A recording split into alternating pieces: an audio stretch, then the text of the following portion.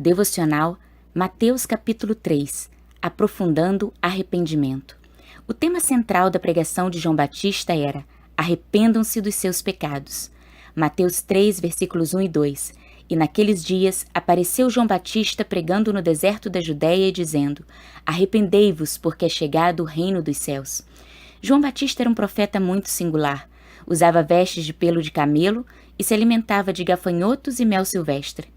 Era a voz que clamava no deserto com uma pregação precisa sobre a necessidade de arrependimento para a remissão dos pecados. Quando Jesus começou seu ministério, ele também enfatizou a importância do arrependimento. Mateus 4, versículo 17. Daí em diante, Jesus começou a pregar: arrependam-se, pois o reino dos céus está próximo. João Batista foi aquele que preparou o caminho para o Salvador e para sua mensagem. O problema é que até hoje muitas pessoas não compreendem o que arrependimento significa. Arrepender-se é mais do que sentir remorso. É mais do que dizer sinto muito. É mais do que prometer não repetir o erro. Num sentido religioso, como é o que está nesse texto, arrependimento indica tristeza profunda pelo pecado e um afastamento dele, dirigindo-se a Deus e o Evangelho de Cristo. Esse é o sentido da palavra no original grego. Arrepender-se envolve, pois, duas atitudes, dois passos. Vejamos. Em primeiro lugar, arrependimento envolve uma atitude correta em relação ao passado.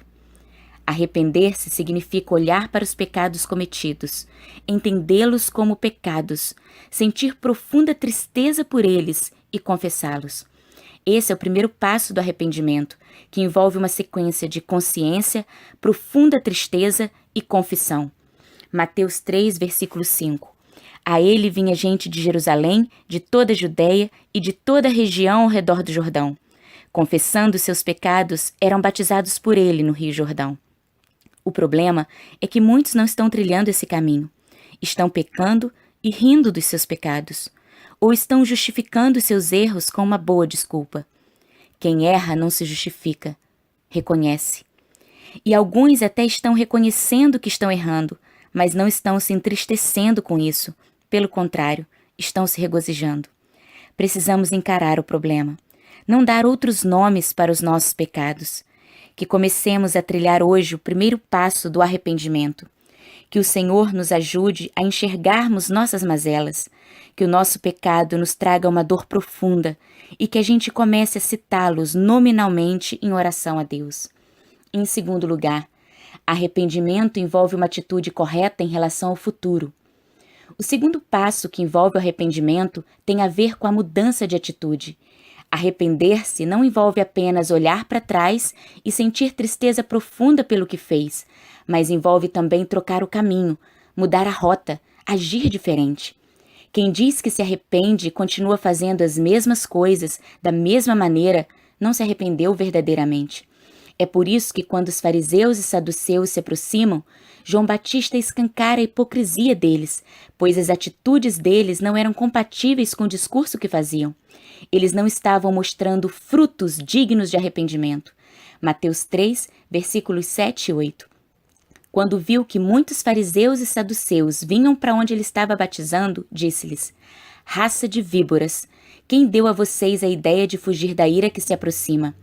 Deem fruto que mostre o arrependimento. Meus irmãos, de todas as maneiras pelas quais podemos ensinar algo a alguém, o exemplo é sem dúvida o caminho mais eficaz. A frase do tipo, faça o que eu falo, mas não faça o que eu faço, não faz o menor sentido numa perspectiva cristã.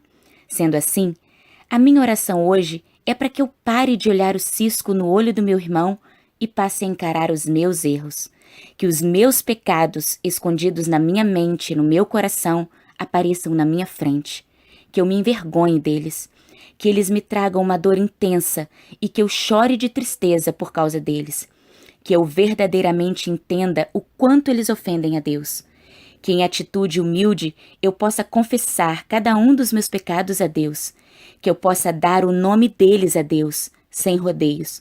E que a partir de então eu tenha uma nova atitude, que os meus atos revelem a mudança, que eu produza frutos dignos de arrependimento. Que Deus te abençoe. Pastora Érica, Brasil.